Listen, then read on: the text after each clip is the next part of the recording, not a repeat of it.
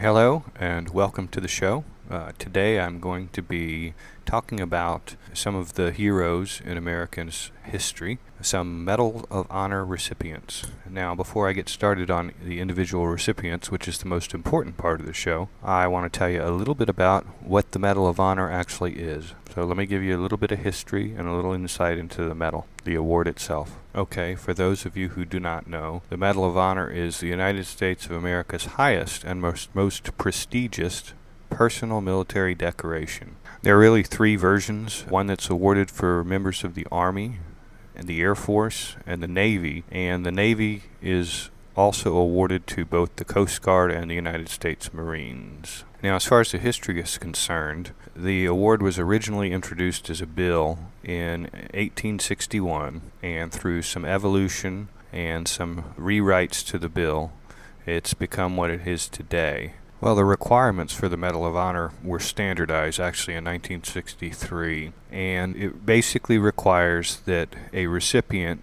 distinguish himself conspicuously by gallantry and intrepidity at the risk of his life above and beyond the call of duty. Now, this is to clarify that there are actually three circumstances. You need at least one of the three circumstances. Those circumstances are while engaged in action against an enemy of the United States, while engaged in military operations involving conflict with an opposing foreign force, or while serving with friendly foreign forces engaged in an armed conflict against an opposing armed force in which the United States is not a belligerent party. Now, there's something I want to talk about as far as the name is concerned. Now, because the medal is often in the name of Congress, it is often referred to as a Congressional Medal of Honor.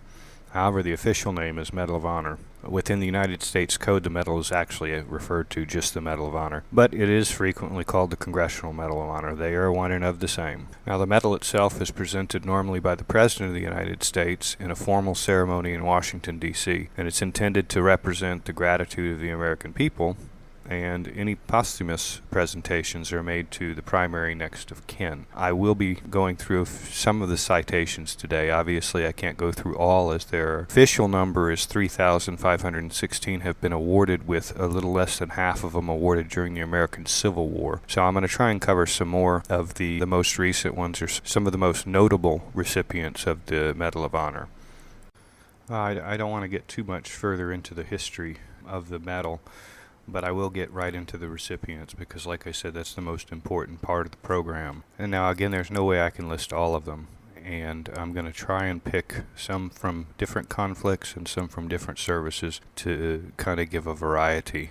But they all deserve recognition, even if I can't mention them in this program. Okay, and I'm also going to start with some of the recipients that are still living, because a lot of them are departed. The first one I'll start with is Benny Atkins, Sergeant First Class, United States Army, Vietnam War. Now, Sergeant First Class Atkins actually was issued the Medal of Honor on September 15, 2014, and the place of the event that took place is Camp Ah Chau, Republic of Vietnam, from March 9th to March 12th of 1966. Sergeant First Class Atkins was in the 5th Special Forces Group, Airborne, 1st Special Forces. The citation reads as follows. Sergeant First Class Atkins distinguished himself during the period of 9 March 1966 to 12 March 1966 during combat operations at Camp Ah Chau, Republic of Vietnam. When the camp was attacked by a large Viet Cong force, Sergeant First Class Atkins rushed through intense hostile fire and manned a mortar position. Although he was wounded, he ran through exploding mortar rounds and dragged several of his comrades to safety. When the hostile fire subsided, Sergeant First Class Atkins exposed himself to sporadic sniper fire and carried his wounded comrades to the camp dispensary. During the evacuation of a seriously wounded American, Sergeant First Class Atkins maneuvered outside the camp walls to draw fire and successfully cover the rescue. During the early morning hours of 10 March 1966, a Viet Cong regiment launched their main attack. Within 2 hours, Sergeant First Class Atkins was the only man firing a mortar weapon. Although he was painfully wounded and most of his crew was killed or wounded, he fought off the fanatical waves of attacking Viet Cong. After withdrawing to a communications bunker where several Americans were attempting to fight off a company of Viet Cong, Sergeant First Class Atkins killed numerous insurgents with his suppressive fire. Running extremely low on ammunition, he returned to the mortar pit gathered the vital ammunition, and ran through intense fire back to the communications bunker. After being ordered to evacuate the camp, all signal equipment and classified documents were destroyed. Sergeant First Class Adkins and a small group of men fought their way out of the camp and evaded the Viet Cong for 2 days until they were rescued by a helicopter. Sergeant First Class Adkins's extraordinary heroism in close combat against a numerically superior hostile force was in keeping with the highest traditions of military service and reflect great credit upon himself, his unit, and the United States Army. The next recipient is Harvey C. Barnum, Jr., First Lieutenant, United States Marine Corps, assigned to Company H as in Hotel, 2nd Battalion, 9th Marines, 3rd Marine Division. Date of issue, February 27, 1967. Place and date of the event, Kai Fu in Quang Tin Province, Republic of Vietnam, 18 December 1965. And the citation reads as follows. For conspicuous gallantry and intrepidity at the risk of his life above and beyond the call of duty. When the company was suddenly pinned down by a hail of extremely accurate enemy fire and was quickly separated from the remainder of the battalion by over 500 meters of open and fire-swept ground, and casualties mounted rapidly. Lieutenant Barnum quickly made a hazardous reconnaissance of the area, seeking targets for his artillery. Finding the rifle company commander mortally wounded and the radio operator killed, he, with complete disregard for his safety, gave aid to the dying commander, then removed the radio from the dead operator and strapped it to himself. He immediately assumed command of the rifle company, and moving at once into the midst of the heavy fire, rallying and giving encouragement to all units, reorganized them to replace the loss of key personnel, and led their attack on enemy positions from which deadly fire continued to come. His sound and swift decisions and his obvious calm served to stabilize the badly decimated units, and his gallant example, as he stood exposed repeatedly to point out targets, served as an inspiration to all. Provided with 2 armed helicopters, he moved fearlessly through enemy fire to control the air attack against the firmly entrenched enemy, while skillfully directing 1 platoon in a successful counterattack on the key enemy positions. Having thus cleared a small area, he requested and directed the landing of 2 transport helicopters for the evacuation of the dead and wounded. He then assisted in mopping up and final seizure of the battalion's objective. His gallant initiative and heroic conduct reflected great credit upon himself and were in keeping with the highest traditions of the United States Marine Corps and U.S. Naval Service. Okay, the next recipient, James P. Fleming, First Lieutenant at the time, United States Air Force, 20th Special Operations Squadron. Date of issue, April 14th, 1970. Location, near Duc Co, Republic of Vietnam, 26 November, 1968. The citation reads as follows. For conspicuous gallantry and intrepidity in action at the risk of his life above and beyond the call of duty, Captain Fleming, then First Lieutenant, distinguished himself as the aircraft commander of a UH-1F transport helicopter. Captain Fleming went to the aid of 6-man Special Forces long-range reconnaissance patrol that was in danger of being overrun by a large, heavily armed hostile force.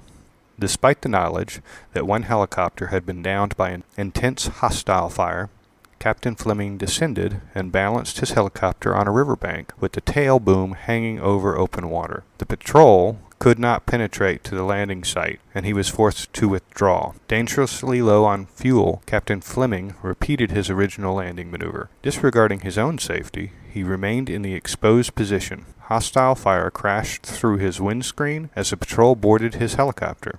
Captain Fleming made a successful takeoff through a barrage of hostile fire and recovered safely at a forward base. Captain Fleming's profound concern for his fellow men and, at the risk of his life above and beyond the call of duty, are in keeping with the highest traditions of the United States Air Force and reflect great credit upon himself and the armed forces of his country.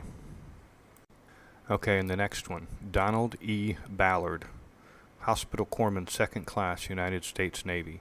Company M as in Mike, 3rd Battalion, 4th Marines, 3rd Marine Division.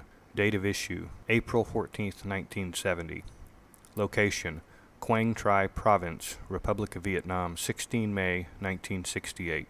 And the citation reads as follows. For conspicuous gallantry and intrepidity at the risk of his life and beyond the call of duty while serving as a hospital corpsman second class with Company M in connection with operations against enemy aggressor forces. During the afternoon hours, Company N was moving to join the remainder of the 3rd Battalion in Quang Tri Province. After treating and evacuating 2 heat casualties, Hospital Corpsman Second Class Ballard was returning to his platoon from the evacuation landing zone when the company was ambushed by a North Vietnamese Army unit employing automatic weapons and mortars, and sustained numerous casualties. Observing the wounded Marine, Hospital Corpsman Second Class Ballard unhesitantly moved across the fire-swept terrain to the injured man and swiftly rendered medical assistance to his comrade. Hospital Corpsman Second Class Ballard then directed 4 Marines to carry the casualty to a position of relative safety.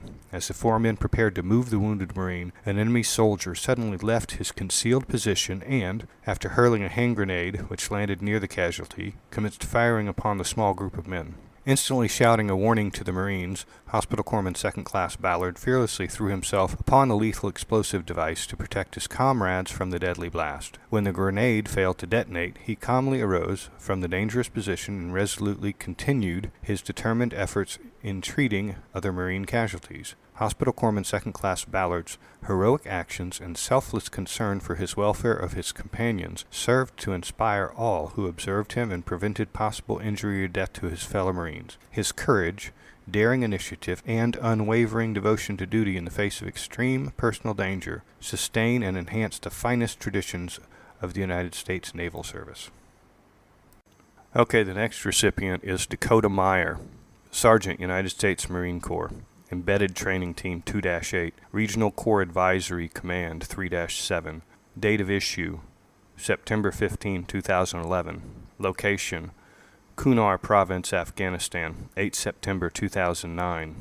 Corporal Meyer maintained security at a patrol rally point while other members of his team moved on foot with 2 platoons of Afghan National Army and Border Police into the village of Ganjgal for a pre-dawn meeting with village elders. Moving into the village, the patrol was ambushed by more than 50 enemy fighters, firing rocket-propelled grenades, mortars, and machine guns from houses and fortified positions on the slopes above. Hearing over the radio that 4 U.S. team members were cut off, Corporal Meyer seized the initiative. With a fellow Marine driving, Corporal Meyer took the exposed gunner's position in a gun truck as they drove down the steeply terraced terrain in a daring attempt to disrupt the enemy attack and locate the trapped U.S. team.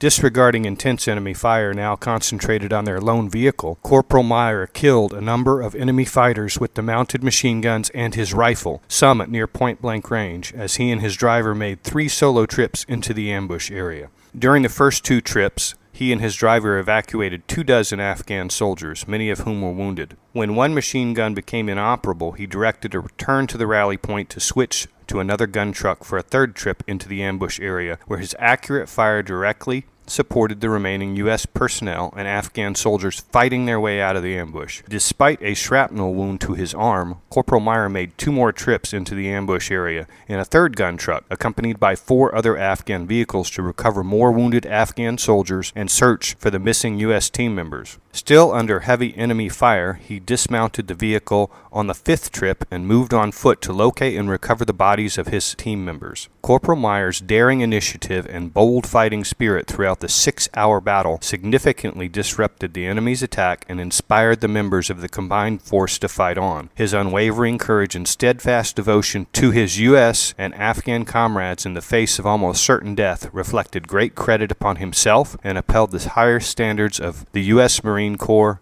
and the United States Naval Service. The next recipient, Charles S. Kettles, Major, United States Army, 176th Assault Helicopter Company, 14th Combat Aviation Battalion, Task Force, Oregon. Date of issue, July 18, 2016. Location, near Duc Pho, Republic of Vietnam, May 15, 1967. The citation reads as follows. On 15 May 1967, Major Kettles, upon learning that an airborne infantry unit had suffered casualties during an intense firefight with the enemy, immediately volunteered to lead a flight of 6 UH-1D as in Delta helicopters to carry reinforcements to the embattled force and to evacuate wounded personnel. Enemy small arms, automatic weapons, and mortar fire raked the landing zone, inflicting heavy damage to the helicopters. However, Major Kettles refused to depart until all helicopters were loaded to capacity. He then returned to the battlefield with full knowledge of the intense enemy fire awaiting his arrival to bring more reinforcements, landing in the midst of enemy mortar and automatic weapons fire that seriously wounded his gunner and severely damaged his aircraft. Upon departing, Major Kettles was advised by another helicopter crew that he had had fuel streaming out of his aircraft. Despite the risk posed by the leaking fuel, he nursed the damaged aircraft back to base. Later that day, the infantry battalion commander requested immediate emergency extraction of the remaining 40 troops,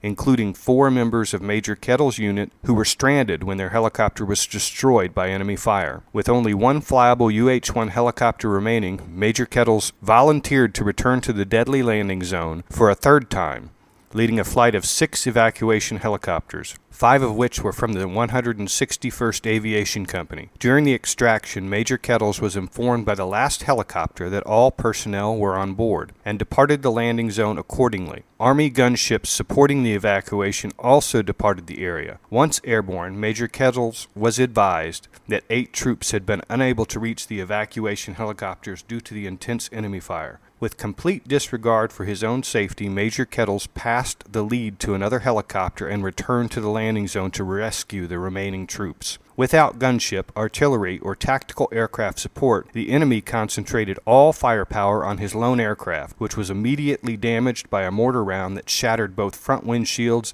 and the chin bubble, and was further raked by small arms and machine gun fire. Despite the intense enemy fire, Major Kettles maintained control of the aircraft and situation, allowing time for the remaining 8 soldiers to board the aircraft. In spite of the severe damage to his helicopter, Major Kettles once more skillfully guided his heavily damaged aircraft to safety. Without his courageous actions and superior flying skills, the last group of soldiers and his crew would never have made it off the battlefield. Major Kettles' selfless acts and repeated valor and determination are in keeping with the highest traditions of military service and reflect great credit upon himself and the United States Army. The next recipient is Thomas Jerome Hudner, Jr., Lieutenant, United States Navy, Fighter Squadron 32. Date of issue, April 13, 1951. Location, Chosin Reservoir area of Korea, 4 December 1950. And the citation reads, "For conspicuous gallantry and intrepidity at the risk of his life above and beyond the call of duty as a pilot in Fighter Squadron 32, while attempting to rescue a squadron mate whose plane, struck by anti-aircraft fire and trailing smoke, was forced down behind enemy lines. Quickly maneuvering to circle the downed pilot and protect him from enemy troops infesting the area, Lieutenant Junior Grade Hudner risked his life to save the injured flyer who was trapped alive in the burning wreckage. Fully aware of the extreme danger in landing on high, rough mountainous terrain and the scant hope of escape or survival in the sub-zero temperature, he put his plane down skillfully in a deliberate wheels-up landing in the presence of enemy troops. With his bare hands, he packed the fuselage with snow to keep the flames away from the pilot and struggled to pull him free. Unsuccessful in this, he returned to his crashed aircraft and radioed other airborne planes, requesting that a helicopter be dispatched with an axe and fire extinguisher. He then remained on spot despite the continuing danger from enemy action and, with the assistance of the rescue pilot, renewed a desperate but unavailing battle against time, cold, and flames. Lieutenant Junior Grade Hudner's exceptionally valiant action and selfless devotion to a shipmate sustain and enhance the highest traditions of United States naval service."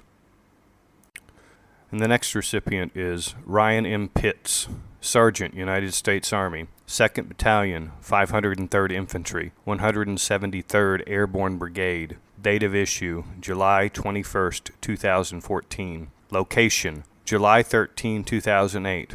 Wanat Village, Kunar Province, Afghanistan. And the citation reads, Sergeant Ryan M. Pitts distinguished himself by extraordinary acts of heroism at the risk of his life above and beyond the call of duty while serving as a forward observer in 2nd Platoon, Chosen Company, 2nd Battalion Airborne, 503rd Infantry Regiment, 173rd Airborne Brigade during combat operations against an armed enemy at Vehicle Patrol Base Kalar in the vicinity of Wanat Village, Kunar Province, Afghanistan on July 13, 2008. Early that morning, while Sergeant Pitts was providing perimeter security at Observation Post Topside, a well-organized anti-Afghan force consisting of 200 members initiated a close proximity, sustained and complex assault using accurate and intense rocket-propelled grenade, machine gun, and small arms fire on Wanat Vehicle Patrol Base. An immediate wave of rocket-propelled grenade rounds engulfed the observation post, wounding Sergeant Pitts and inflicting heavy casualties. Sergeant Pitts had been knocked to the ground and was bleeding heavily from shrapnel wounds to his arms and legs, but with incredible toughness and resolve, he subsequently took control of the observation post and returned fire on the enemy. As the enemy drew nearer, Sergeant Pitts threw grenades, holding them after the pin was pulled and the safety lever was released to allow a nearly immediate detonation on the hostile forces. Unable to stand on his own and near death because of the severity of his wounds and blood loss, Sergeant Pitts continued to lay suppressive fire until a two-man reinforcement team arrived. Sergeant Pitts quickly assisted them by giving up his main weapon and gathering ammunition, all while continually lobbing fragmentary grenades until these were expended. At this point, Sergeant Pitts crawled to the northern position radio and described the situation to the command post as the enemy continued to try and isolate the observation post from the main patrol base. With the enemy close enough for him to hear their voices and with total disregard for his own life, Sergeant Pitts whispered in the radio situation reports and conveyed information that the command post used to provide indirect fire support. Sergeant Pitts' courage, steadfast commitment to the defense of his unit, and ability to fight while seriously wounded prevented the enemy from overrunning the observation post and capturing fallen American soldiers, and ultimately prevented the enemy from gaining fortified positions on higher ground from which to attack Wanat Vehicle Patrol Base. Sergeant Ryan M. Pitts' extraordinary heroism and selflessness above and beyond the call of duty are in keeping with the highest traditions of military service and reflect great credit upon himself, Company C, 2nd Battalion Airborne, 503rd Infantry Regiment, 173rd Airborne Brigade, and the United States Army. And the next recipient is Ernest E. West, Private First Class, United States Army, Company L, 14th Infantry Regiment, 25th Infantry Division. Date of issue, January 12, 1954. Location, near Satari, Korea, 12 October 1952. And the citation reads, Private First Class West distinguished himself by conspicuous gallantry above and beyond the call of duty in action against the enemy. He voluntarily accompanied a contingent to locate and destroy a reported enemy outpost. Nearing the objective, the patrol was ambushed and suffered numerous casualties. Observing his wounded leader lying in an exposed position, Private First Class West ordered the troops to withdraw, then braved the intense fire to reach and assist him. While attempting evacuation, he was attacked by 3 hostile soldiers employing grenades and small arms fire. Quickly shifting his body to shelter the officer, he killed the assailants with his rifle, then carried the helpless man to safety. He was critically wounded and lost an eye in this action, but courageously returned through withering fire and bursting shells to assist the wounded. While evacuating 2 comrades, he closed with and killed 3 more of the foe. Private First Class West's indomitable spirit, consummate valor, and intrepid actions inspired all who observed him, reflect the highest credit on himself, and uphold the honored traditions of the military service. Okay, I'm going to end on that note for now, but I decided while doing this program that I will go ahead and try and continue this. This will be a part 1, and once a week I'm going to try and mention some other Medal of Honor recipients as I believe that they have earned it. Now, I don't want to take away from anybody that served in our military or is serving. I think all of them are heroes. I respect all our veterans and all our military service members in all branches, in all capacities. The reason that I am mentioning Medal of Honor recipients is because I don't think that they get mentioned enough, and they did receive the highest honor. Now, that doesn't take away from anything that anybody in the military is doing or has done. I think they're all heroes, and I think they deserve respect for their dedication to freedom and fighting for that freedom. On that note, I'll go ahead and conclude the episode, but I will continue this as a series, and I'll try and continue with other Medal of Honor recipients on a weekly basis. Before I leave this episode, I want to at least give some credit to some places that I did some research. And I did a lot of research for the Medalists of Honor and the history and so forth, so I could have some background information. But a couple websites really helped out with some information on the actual recipients and the history of the medal itself. Those websites I have to give mention to. The first website is C as in Charlie, M as in Mike, O as in Oscar, H as in Hotel, S as in Sierra.org. Congressional Medal of Honor Society.org, I guess is what the actual site is. And then the other one is, all words together, themedalofhonor.com. Both of those sites, again, cmohs.org and themedalofhonor.com, do a good job of recognizing these people and all that they've done and keeping track of it and keeping it all consolidated in one location. Please let me know if you have any comments or suggestions or any feedback. Thank you for listening, and please check back again soon.